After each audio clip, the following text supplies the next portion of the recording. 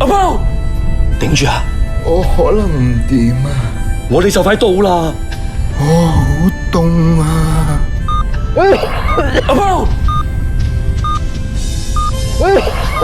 司機大佬啊，唔好再兜路啦，好唔好啊？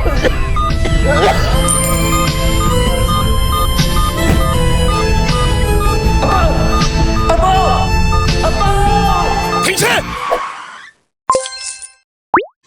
龍哥，阿包，龍哥。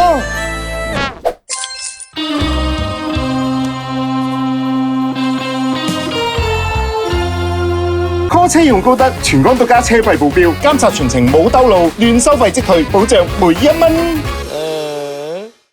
司機上山頂，姐姐仔，你半夜上山頂，你唔驚嘅咩嚇？前方即將進入隧道，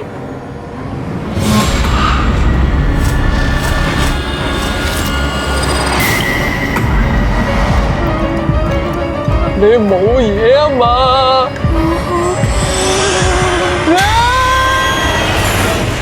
我先至驚咗你啊！有高德車費保鏢喺度，又點會驚收費問題㗎？嗱，你睇啲隧道費計得清清楚楚㗎嘛！咦，早講啊嘛，嚇到人哋成身飆晒汗。